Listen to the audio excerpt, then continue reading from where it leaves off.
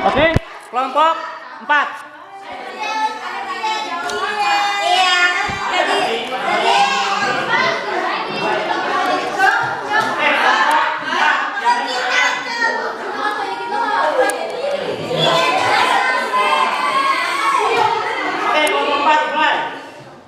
Kelompok 4 materinya satu ya, dilakukan oleh sekelompok orang. Sok Anda mulai berdiri.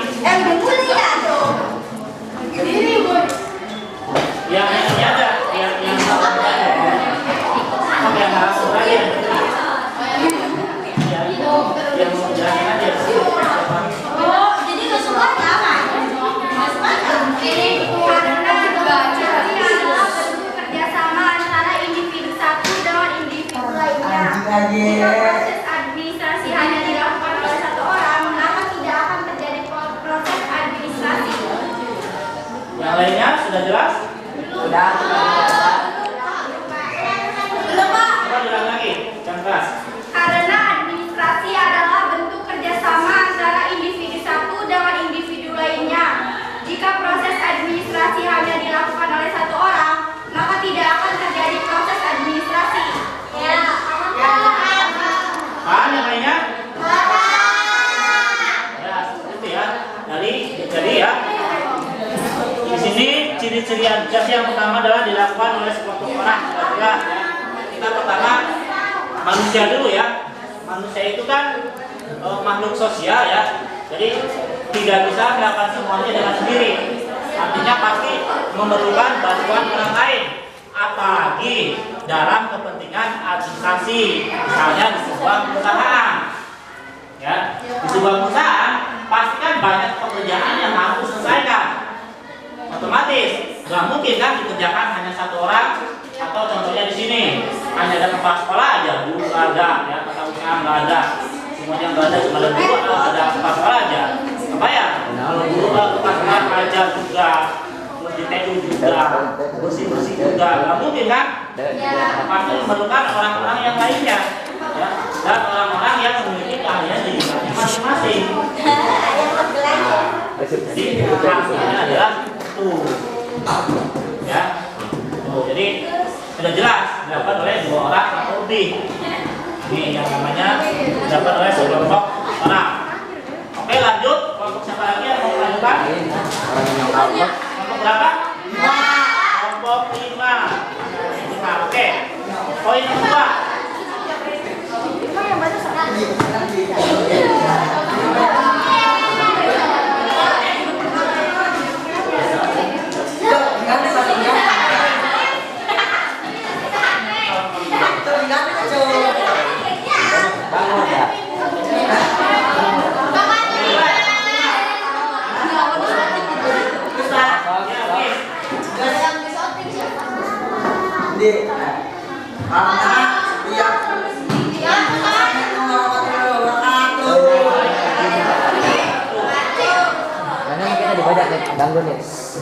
Adanya kerjasama karena setiap perusahaan memiliki kerjasama dengan perusahaan yang lain.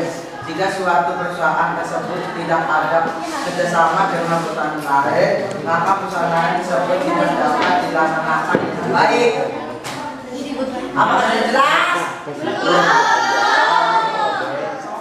Coba jelaskan lagi. Adanya kerjasama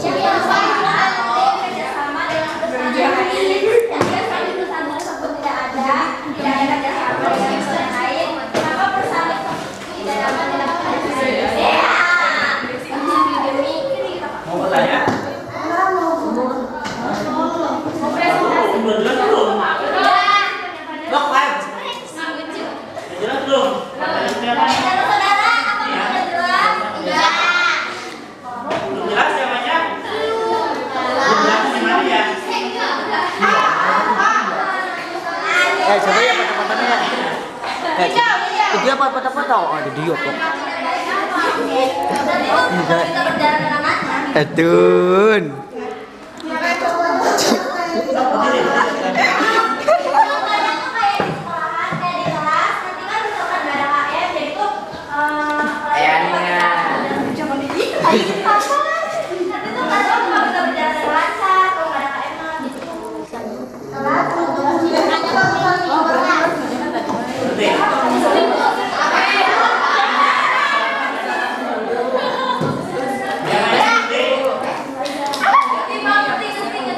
Saya tuliskan lagi ya. Ini kenapa organisasi harus ada sama. Ini sudah siapkan jadi sangat penting sekali. Jadi ketika ada suatu kelompok, suatu organisasi, suatu perusahaan ya, apabila ini perusahaannya ini ya ingin lebih maju atau menghasilkan sesuatu yang baik, sudah jelas orang-orang yang berada di kelompok itu harus bekerja sama ya. Artinya bekerja sama bukan bekerja bersama-sama, artinya bekerja bersama ya dengan bidangnya masing-masing dan tujuan yang sama. Contohnya misalnya di sini ya, di sini gurunya berbeda-beda kan, lulusan fakultasnya berbeda, jurusannya berbeda ya, seperti itu. Tapi tujuannya sama ya, tujuannya sama untuk mengajar kalian. Jadi walaupun saya mengajar dari kelas ini, terus yang lain kelas lain lagi, tapi mereka semuanya bekerja sama ya, bekerja sama untuk mendidik kalian. Supaya kalau di sini gurunya tidak bekerja sama atau di ruang TO aja orangnya masing-masing tidak bekerja sama, pasti akan acak-acakan. Atau di sini ada temannya nih sekarang kalian ya, satu kelompok, supaya kalau nggak bekerja sama nanti nggak selesai tugasnya. Iya, ya. Pasti kan ada yang catatnya ada yang susinya ada yang menganalisa ini seperti apa dijelaskannya ada. Mungkin ada yang maca aja juga ada. Ya. Tapi dia sama seperti itu. Lanjut ngomong lagi. Dulu kelompok apa? Kelompok 1. Oke. Program kantor dan dari sini dan sini kita atau magang. Oke, pindah tangan kameranya. Saya kameramen. Kameranya pindah tangan. Sini lu Dimas.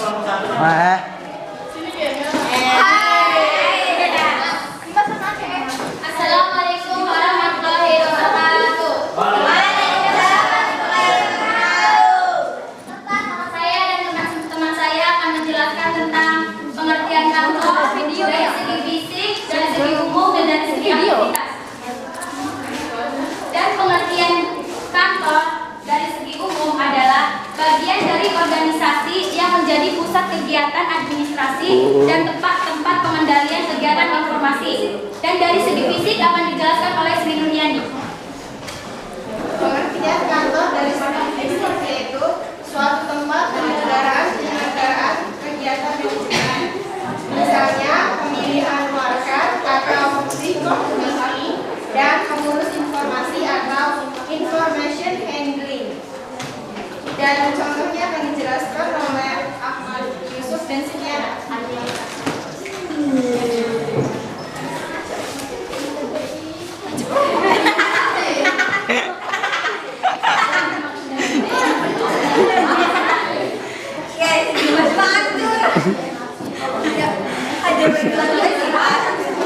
Yang dimaksud dengan market atau record keeping adalah suatu catatan tertulis, terekam, tergambar, tercetak yang dibuat orang dalam rangka untuk membantu dengan Yang dimaksud dengan pengurus informasi adalah pesan atau ucapan atau ekspresi atau pesan yang terdiri dari order, sekuensi, dan simbol atau makna yang dapat ditafsir dari pesan atau kumpulan pesan.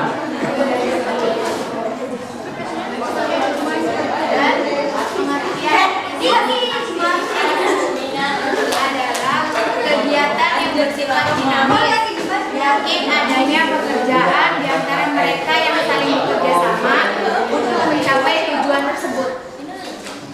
Sekian dari kelompok saya. Kurang lebihnya mohon maaf. Wabillahi taufik wal hidayah. Assalamualaikum warahmatullahi wabarakatuh. Waalaikumsalam.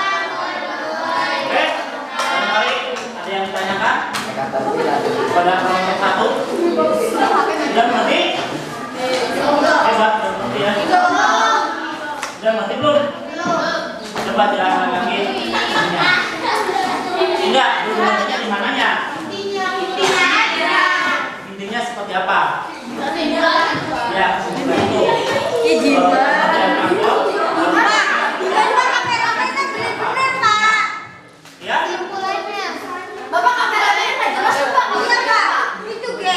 Ya, kamu diuji di satu pojok. Kesimpulan. Sudah tenang semua. Kesimpulannya Ya, kesimpulan dari segi fisik, yaitu tempat penyelenggaraan kegiatan-kegiatan manajemen. Dan dari segi aktivitas, yang dilihat dari kegiatannya yang bersifat dinamis, adanya pembagian pekerjaan di antara mereka yang bekerja sama. masuk. Sudah. Contohnya mungkin Contoh dari segi fisik. fisik, Apa? pemeliharaan warkat dan mengurus informasi. Masih ada lagi?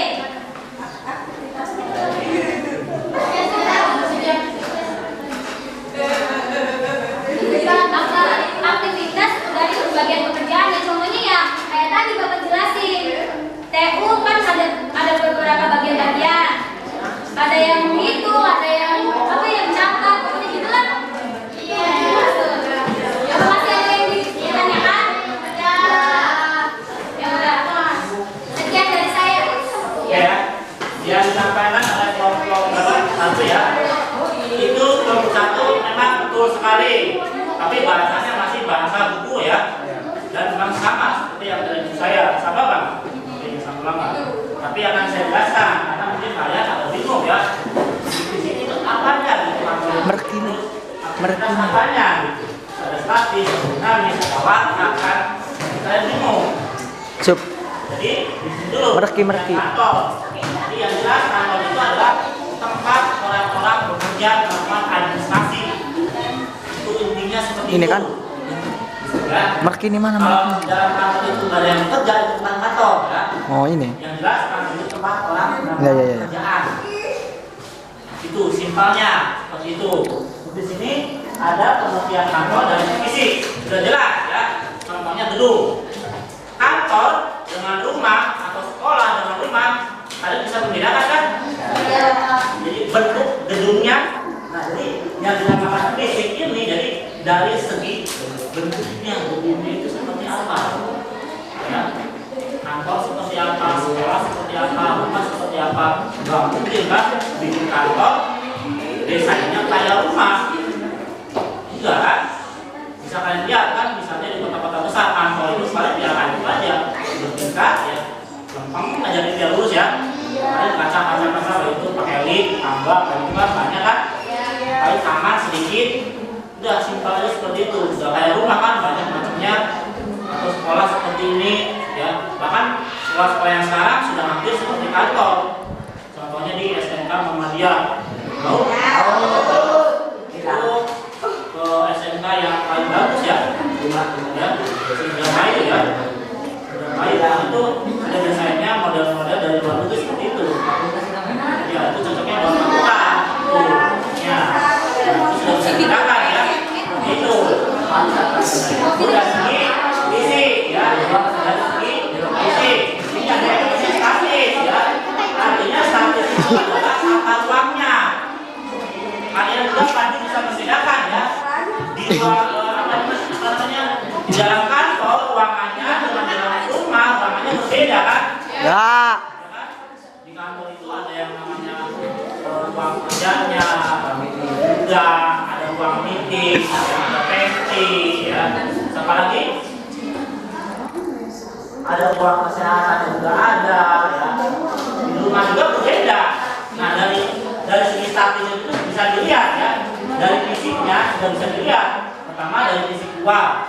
Bentuknya berbeda ya, gedung dengan rumah, gedung dengan gedung kantor dengan gedung rumah sakit itu sudah jelas berbeda ya. Dari warna catnya juga berbeda mungkin ya, atau lambangnya pasti berbeda. Statis itu artinya ruangan yang berada di dalamnya. Itu dari segi fisik, dari segi aktivitas artinya yang namanya kantor itu bisa kita lihat kegiatan yang dilakukan orang-orang di dalam kantor itu. Contohnya orang yang di dalam kantor dengan orang di dalam rumah beda. Ini kalian di dalam rumah ya, pagi masak ya, diambil buat bapak, kemudian buat adik ya. Setelah selesai semuanya berangkat ya, kegiatan masing-masing. Kemudian kalian bersih-bersih, cuci piring, bersih rumah. Tiap hari kayak gitu aja. Ada di kantor, pasti kan mereka memiliki pegangannya masing-masing. Ada yang pakai aja ada, OB ya. Ada yang bagian arsip ada ya. Ada yang entry data juga ada yang bendahara ngisi keuangan juga ada. Itu macam-macam. Artinya kegiatan yang terjadi di dalam gedung itu aktivitasnya ya jelas berbeda kan. Rumah sakit dengan kantor biasa jelas berbeda. Beda. Jelas dia tergantung apa. Rumah sakit ngurusin orang rumah sakit ya seperti itu. Dinamis itu artinya apa tadi? Saya lupa. Udah nggak dinamis? Dinamis itu tadi statis ya. Nah, ya. Jadi sebenarnya udah saya jelaskan ya. Jadi dinamis itu adalah proses kegiatan yang terjadinya secara dinamis, artinya tersusun ya. Acak-acakan, saling berkesinambungan dengan yang lain, nggak mungkin masing-masing. Artinya seperti itu. Contohnya di sini ya, di ruang TU ya, misalnya ketika ruang TU-nya membutuhkan data dulu, pasti dulunya pada dipanggil. Misalnya Pak, saya mau apa untuk ini ya, saya selesai.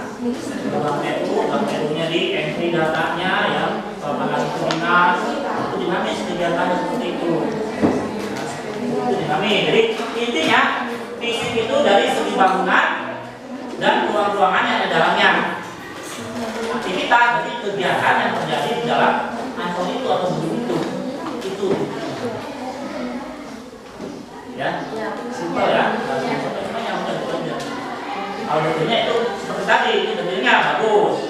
Itu bahasa buku. Tapi simpelnya ya tadi yang saya jelaskan. Terus ada warna, record skipping. Tadi apa? Warna itu? Oke. Record skipping artinya kegiatan yang direkam oleh suatu perusahaan. Apa buktinya? Kan bisa lihat rekamnya apa buktinya? Contohnya di sini aja. Kalian ada yang namanya agenda kelas. Itu adalah rekaman kalian ya. Selama di sini. Ada yang izin hari ini, ada yang masuk hari ini. Materinya apa aja itu adalah rekaman. Jadi secara tertulis. Nah, seperti itu. Itu namanya buktinya warna itu ya, bukti rekamannya. Buktinya apa? Kalau dalam perusahaan kan pasti ada yang namanya transaksi ya. Ada, misalnya perusahaan membeli barang ini atau menjual barang ini, atau perusahaan ada absensinya, ya, atau data keuangannya, data asetnya, itu adalah semuanya adalah warna rekaman yang ada di perusahaan. Intinya warna itu adalah bukti fisik rekaman perusahaan. Apa itu? Banyak surat-surat, file-file dokumen, transaksinya. Tuh. Sini ada yang mengerti atau sudah jelas? Simpel ya, jadi nggak usah panjang lebar. Kalau panjang lebar kaliannya bingung ya, karena mungkin bahasanya bahasa yang sudah tua. Oke, kelompok siapa lagi? Ini kelompok berapa? Kelompok ya. Dua dulu ya, kelompok dua, bagian poin 3, kelompok 3.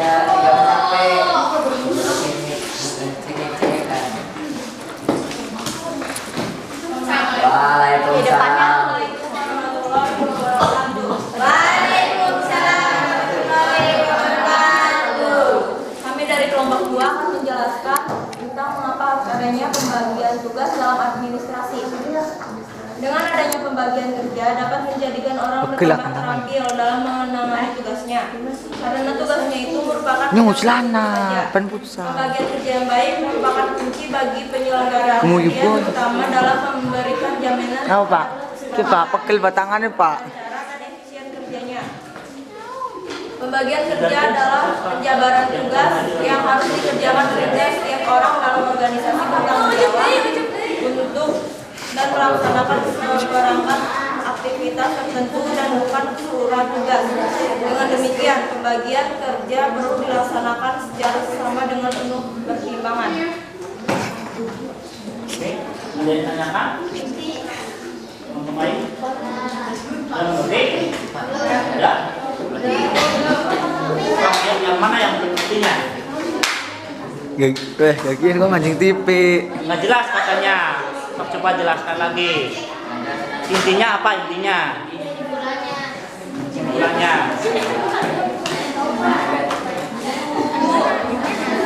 Pak selikur menit Pak. Tuh nanti. Selikur menit. Kesimpulannya adanya pembagian Yang mau murid berapa giga Pak? karena tujuannya Delapan. untuk mempertanggungjawabkan hasil pelaksanaan dari tugas pekerjaannya. Kabar. Adanya pembagian tugas karena tujuannya untuk mempertanggungjawabkan hasil pelaksanaan dari tugas pekerjaannya. Ngerti? Kalau saya ngerti. Ya guru Pak. Ngerti? Yang belum ngerti kelompok mana? Yang udah ngerti kelompok mana? Yang belum ngerti kelompok mana? Udah ngerti semua? Insya Allah. Saya ambil kesimpulannya ya. Tadi mana? Ini. Ya. Dulu ke belakang. Ini ya. Adanya pembagian tugas. Ini sangat jelas ya. Ini sangat diperlukan dalam yang namanya administrasi.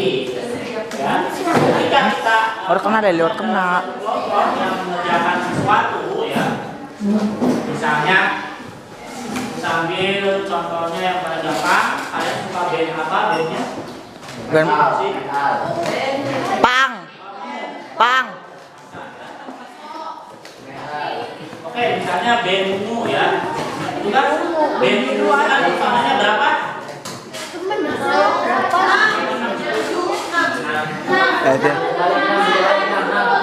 Chamber coba di tangan itu. Oh, biasanya orang chamber kayak. Yang satu orang ini nggak mungkin kan memegang alat musik yang sama. Enggak. Ada yang hitam, ada yang melodi, ada yang basis, ada yang drum, vokal juga ada. Nah ini mereka yang mereka kerjakan adalah hal-hal yang sebenarnya bertolak belakang. Tetapi ya karena mereka bekerja sama, akhirnya menciptakan sebuah lagu dan enak didengar. Artinya gini, ketika dalam administrasi, ambil contohnya di sini lagi ya. Dek. Kan ada sekretaris, Sekali dikit deh, sekali deh. ada Kita bendahara, masukin celana goblok ya. Memang celananya, dan yang celana. lainnya, tugas masing-masing. Oke, Bang. Atau misalnya ada pembagian tiket kelas. Kan setiap harinya berbeda orang ya kan? Tapi kan mereka mengerjakannya bersama-sama, tujuannya sama. Berarti kalau misalnya ingin ya suatu perusahaan ini mencapai sukses, ya ini Tangan itu orang chamber. bagi untuk keahliannya masing-masing. Bagian yang data yang aja. Jadi, kokom coba di kamera deh, kokom. Ya. Ada yang bagiannya toilet, Orang pakai lebih tangan itu. ada yang di lantai berapa. Sudah itu aja kerjanya. Mungkin mereka ngacak lagi ke yang lain. Karena mereka sudah Camcis, wah camcis. Om, camcis. supaya semuanya selesai.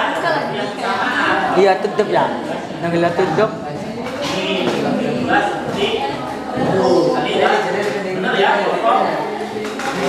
Dua ya, itu. Yang empat. Iya, kelewat. Dapat semua ya? So,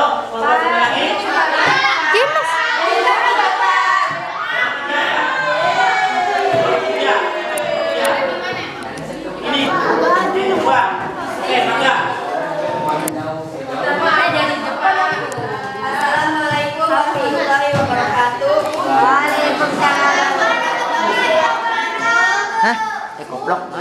Kami dari kelompok 3 akan menjelaskan alasan kenapa administrasi harus memiliki tujuan. Lali. Karena yang pertama, agar seorang usaha dapat memonitoring kegiatan administrasi perusahaannya.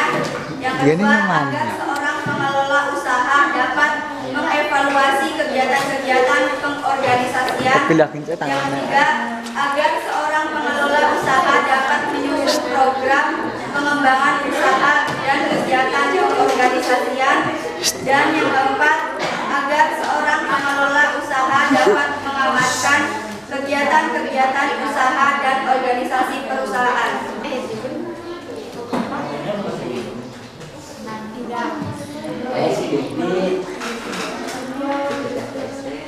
Yang dimaksud memonitoring adalah proses pengumpulan data dan pengukuran atas objek, program, atau pemantau perubahan atau fokus pada proses dan keluaran. Intinya pengumpulan data. Jadi kesimpulannya mempunyai tujuan itu seperti apa? Tadi kan lu banyak ya? Ya. Banyak poin-poinnya. Ya. Jadi kesimpulannya seperti apa? Yang lainnya Orang yakin mau bro. Demi Allah orang. Dapat harus ada yang mempunyai dua dalam investasi.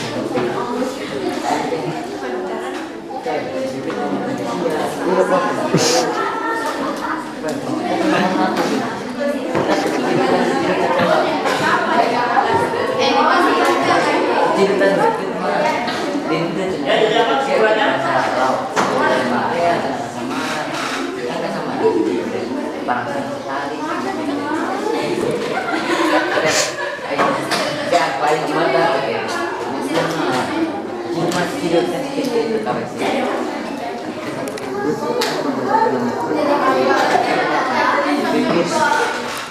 Pengelola usaha dapat menyusun program pembangunan usaha dan kegiatan untuk pengorganisasian. Ulang. Jadi kesimpulan usaha tujuan administrasi itu adalah pengelola usaha dapat menyusun program pembangunan usaha dan kegiatan pengorganisasian. Ngerti? Ya, puas? Was belum ada tuh. Anak was belum.